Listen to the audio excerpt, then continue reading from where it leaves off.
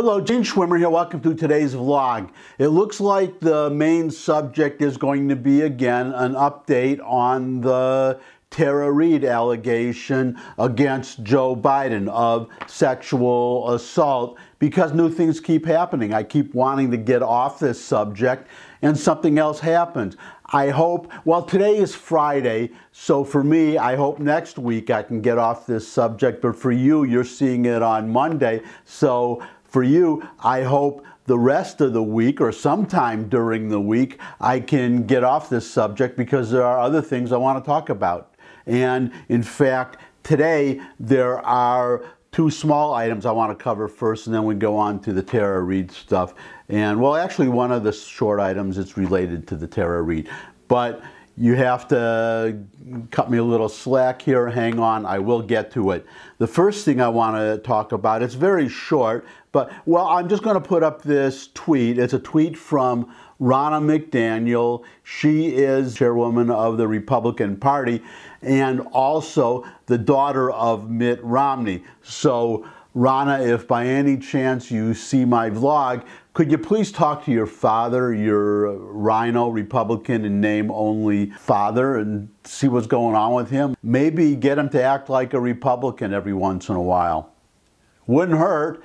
Okay, now on to the tweet, but first I just have to set it up a little bit, because as you must know by now, there have been new revelations in the Michael Flynn case, including handwritten notes from FBI personnel, that it was a setup, it was a frame-up of General Flynn to catch him in what is called a perjury trap, where somebody will ask a question to which they already know the answer and try to get the person being questioned to lie, to then prosecute that person for lying. That is the case here with General Flynn, because he is accused of lying about a conversation that he had with an ambassador, Kislyak, from the Soviet Union. I won't get into all the details of the whole matter, except that he was questioned about a phone conversation with this ambassador, this Russian ambassador, and what matters is that the FBI had a transcript of the call. They had either tapped the phone, I don't know how they got the transcript, the point is they had it, so there was no reason to question General Flynn, because they already knew what was in the conversation, so they had no reason to ask him what the conversation was about. They had the transcript. The only motivation, as is becoming clear, was to get him to lie about that conversation. For what reason? We now know from these handwritten notes that the reason was to hurt Donald Trump and get General Flynn fired. He was supposed to be he had been the national security advisor, and then obviously he was quickly fired after this allegation came out, to which he eventually pled guilty. But as we also know, he pled guilty not because he was guilty, but because Robert Mueller and his henchmen had threatened him. They had threatened to, well, hadn't really threatened him. Yeah, it's a threat against him, but it's really a threat against his son. They threatened to prosecute his son on some other matter unless he, number one, pled guilty, and number two, kept his agreement secret. That's all coming out now because he has a very good lawyer. His lawyers before the current one, I don't know what was going on with them. They are obviously not such great lawyers. Either that, or they were secretly working with the FBI too, or they secretly, or maybe even not secretly, hated Donald Trump and wanted to hurt him as well. But his new attorney, Sidney Powell, has been hounding the FBI and got a court order for them to produce documents that showed that, as I just said, the fix was in. It was a frame-up. They deliberately broke protocol to question him without a lawyer. They set him up for this perjury trap, and they threatened to prosecute his son. All that has come out, so hopefully the judge, Emmett Sullivan, is going to throw out the case and dismiss the charges. In any case, General Flynn is trying to withdraw his guilty plea, which he obviously should, and if the judge does not dismiss the case, then Trump definitely should pardon him. But Trump himself has said correctly that it's better not to pardon Flynn, wait and see if he's exonerated. That is more important to show that he was not guilty. Otherwise, if Trump just pardons him, then people could say that Flynn was guilty and they could accuse Trump of having personal bias, so on and so forth. So better for him to be exonerated. I at least hope he is. Anyway, that is what Ronna McDaniel is talking about when she says, quote, malfeasance, unquote, in the tweet that I'm going to read to you. So now I can read the tweet. Yesterday, a massive story broke about FBI malfeasance at the dawn of Donald Trump's administration. How many times did the mainstream media mention it during their morning shows? CNN, 0. CBS, 0. ABC, 0. NBC, 0. MSNBC, 0. Unreal. This is one more example of the many I have pointed out of the media's attempt, the liberal media, because these are all liberal stations, to bury a story that is favorable to Donald Trump or anybody associated with him. Now, the second one is actually a twofer. I want to welcome a new subscriber. I don't always welcome all the subscribers because I can't keep up with them, but welcome to this one, and by extension, all of the other new subscribers. I wish you new subscribers would come up with names that I could pronounce. They look clever in print, but then I can't pronounce them. This one is USER3RROR. I'm going to take a guess that that is supposed to be user error with a 3 instead of the E in error. If I'm wrong, then user 3 or user error can correct me. Anyways, let me read the tweet because, and by the way, I don't always read tweets. I read one the other day. I like to just let people comment because I have this vlog to say whatever I want and at whatever length I want, but sometimes I have to correct a fact or a commenter raises an interesting point, which is what happened with this one, and it also happens to be what I was planning to talk about. It relates to what I was going to talk about today, and it apparently is about the last vlog I did, or the vlog before the last vlog, about Biden's inappropriate touching. And I had shown a number of photos of Biden with various people standing by as he inappropriately touched females and children, boys and girls. So that's what he's talking about, I'm pretty sure. I can't wait to hear more on your take about these sycophantic senators letting their children be groped on the Senate floor. It really makes you wonder if this is what he's comfortable, meaning Biden, doing out in the open. What is Joe Biden willing to do when he thinks he can get away with it? Maybe soon we'll know more. Well, very soon you will know more because I am going to talk about this later in the vlog. But the point that I wanted to make that relates to this comment specifically is that the reason that these Democratic politicians and other Democrats, I'm not going to go down the list, but the reason that these Democratic senators feel that they can get away with treating women the way they do is because of the free pass they get from feminists, what I call the feminist free pass. Why do they get this pass? Because ironically, interestingly, but especially ironically, it's because they are so strong on quote unquote women's issues. There was one, I think it was Nina Burley. I keep wanting to say Nina Totenberg. I'll look it up and put it on the screen. But one of these women said that she would give Bill Clinton oral sex if he kept abortion legal. And that's what it's all about. If you're a male Democratic politician, as long as you support a, quote, woman's right to choose, unquote, which to them means abortion on demand, abortion to anybody, even young girls, for any reason, for no reason at all, as long as you come out in support of that, as long as you pledge to, quote unquote, keep abortion legal, you can treat women in real life any way you want, and you will get a free pass from liberal Democrats and especially from feminists. They will make up whatever they have to make. They will rationalize however they have to rationalize to support these politicians.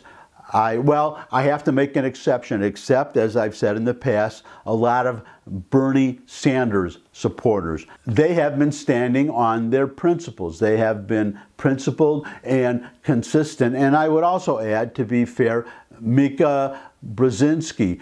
And I'm actually going to play a tape for you a little later, so you're going to see for yourself. But she questioned Joe Biden about the Tara Reade allegation, and she was very fair, number one, and number two, she was very tough. Something I was not expecting from MSNBC in general, and even from Mika Brzezinski in particular. So good on you, Mika. I was pleasantly surprised, and you have my hat tip to you. You may have noticed that the lighting suddenly improved. You know what? I forgot to turn on my fill light that I had bought and installed so that the lighting would be better. So sorry about the lighting up to now, but now the lighting is better. I hope you stuck with me this long. So now back to the subject. I was talking about my general contention that the feminists have given Democratic politicians who abuse women a feminist free pass as long as they support unlimited abortion, virtually unlimited abortion. And to buttress my contention, I offer 3 exhibits, A, B, and C. The first one being Ted Kennedy. And on Ted Kennedy, when you're talking about abuse of women, does everybody remember? I hope. Well, maybe some of you weren't even born then, some of you watching this. But Chappaquiddick, Mary Jo Kopechne, drunk, asleep in the back seat of his car. He drives off a bridge into the water, leaves her to drown in the back seat of the car. And of course, because he's a Kennedy, he gets off. He gets off. It would be manslaughter at least for anybody else. That's my other contention. So Ted Kennedy and his waitress sandwiches. I would now go on to Exhibit B, would be obviously Bill Clinton. Exhibit C would be Joe Biden.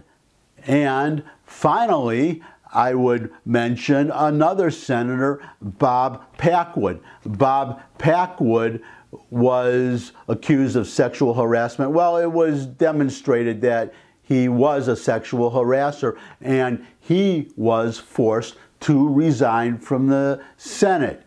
He had to leave the Senate, but of course, Packwood was a Republican. So of course, it's different for Republicans, and that's what I'm saying. If you're a Democrat, and by the way, Packwood was liberal on women's issues. But again, he was a Republican, so the rules were different for him, just as they were for Brett Kavanaugh. And now on to Joe Biden. I promised to talk about Joe Biden, a couple of new developments, so let's get into them.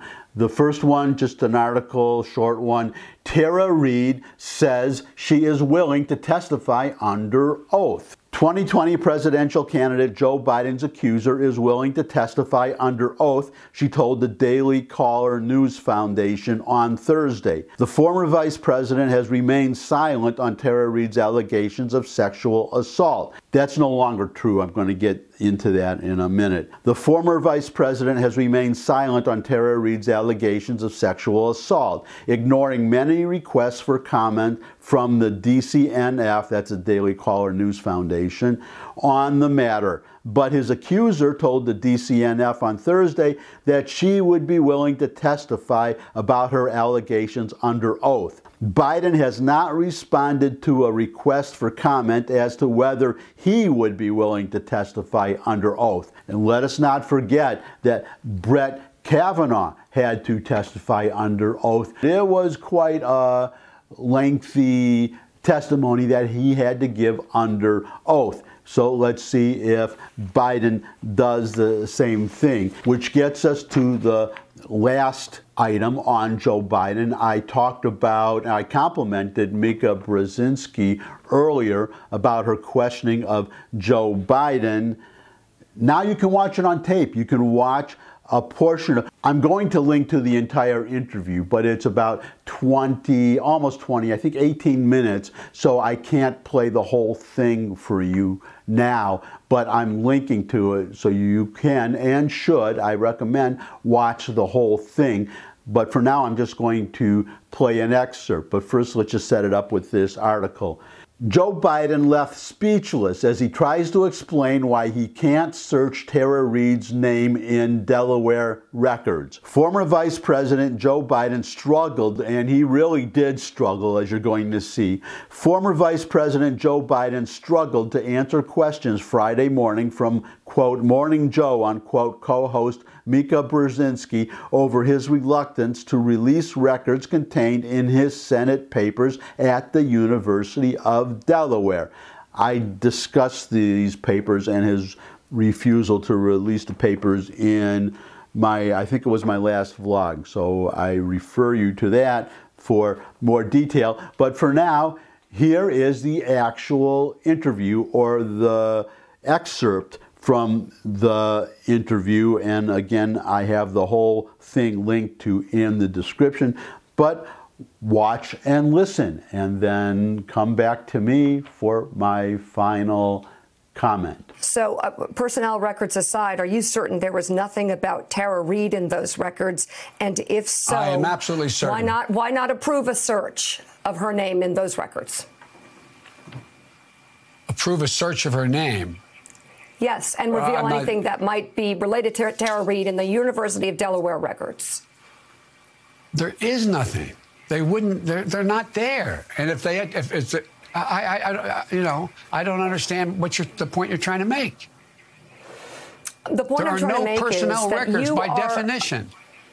The point I'm trying to make is that you are approving and actually calling for a search of the National Archives records of anything pertaining to Tara Reade.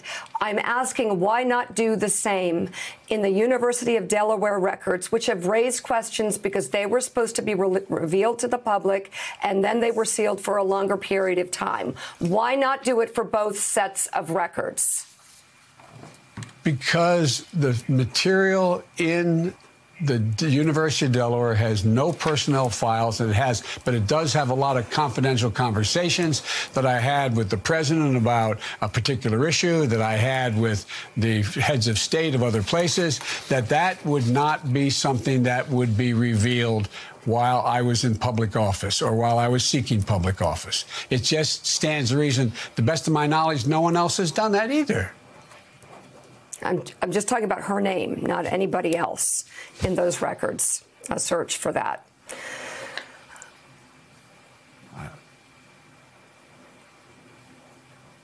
Nothing classified with the president or anybody else. I'm just asking, why not do a search for Tara Reade's name in the University of Delaware records?